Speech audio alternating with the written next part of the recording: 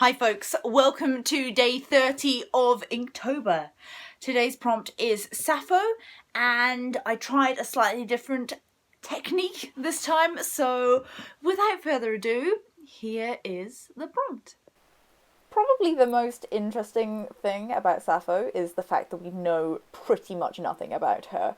There are so few pieces of evidence left about her life, who she was, or even what her real name was, and so that's part of the reason why she is on this list. She's not actually a mythological figure.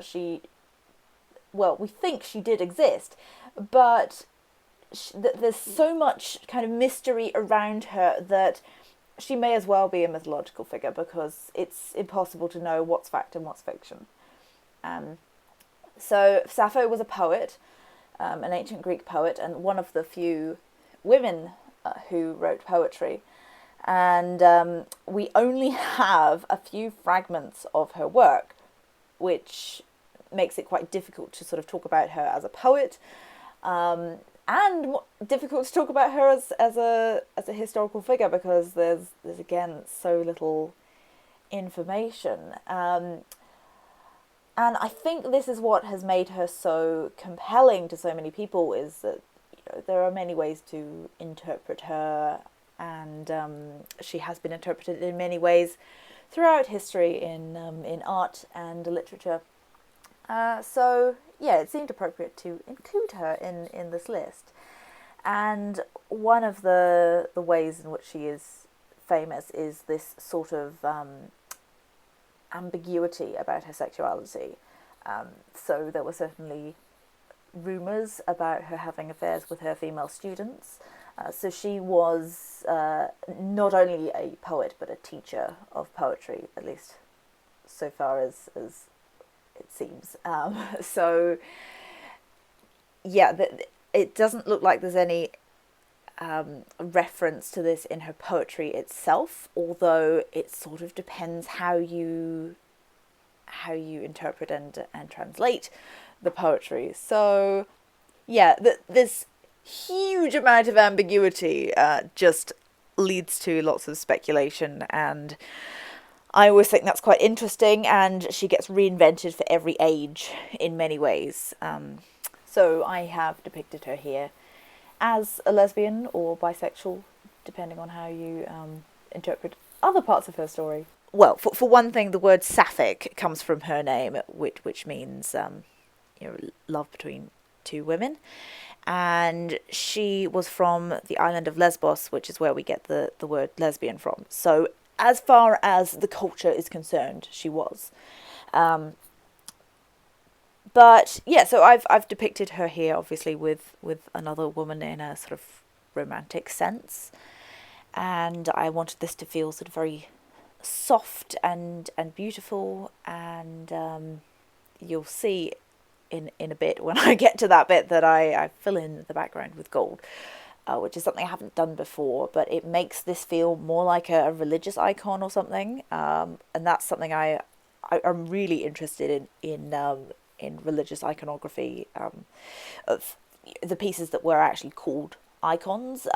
So they were pieces of religious art, usually for sort of individual worship, and they often had a lot of gold on them. The backgrounds would often be completely gold. So that's where that idea came from. And what else can I say about this? So I was doing a little bit of reading on Wikipedia, really, really deep intellectual stuff. But there are some examples of how she's depicted in art throughout history. So I found it quite interesting that sort of in the Victorian era, or in even before the Victorian era, you don't really see her depicted as being homosexual. You don't see her depicted with women particularly, and certainly not in any intimate sense. There's one image of her staring lovingly at a male poet, and there are sort of stories of her being involved with male poets, or men. There's one story where she throws herself off a cliff because she loved a ferryman who didn't love her back or died or something. So it's unclear if that's sort of if that was propagated because they didn't want to they didn't want to see her as a lesbian, but also possible that she was bisexual, which is quite revolutionary for those times and for I mean, in ancient Greece, homosexuality was quite a common thing amongst men, but as has been the case sort of throughout history, for women, it gets sort of not just ignored, but assumed that it doesn't exist. So when you talk about sort of the persecution of gay people, you generally are talking about men, because for women, you know, there were times in history when being very close to other women was quite normal, and it was just assumed that, you know, women being close was just quite a natural thing. Anyway, there's a lot more I could go into in this, but I definitely recommend looking up sort of the history and stories about Sappho. Even just the Wikipedia page is quite interesting. And the way that she's been reinterpreted over the years. And so here's my interpretation of her in this sort of almost religious sense. Blue was a colour that was used in these religious icons quite a bit as well. So I'm really quite pleased with how it's turned out. It looks more or less how I had planned it, which is always a nice feeling. And oh, all that gold, it's so shiny. So I haven't really tried doing this before with the gold background, so that might be something that's worth going back to again.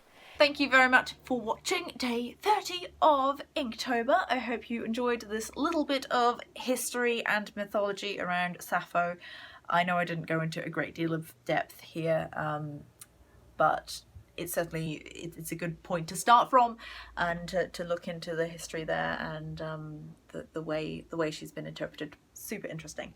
All right, I will see you tomorrow for day 31, the final day, and the prompt is Zeus's choice, which kind of leaves it open.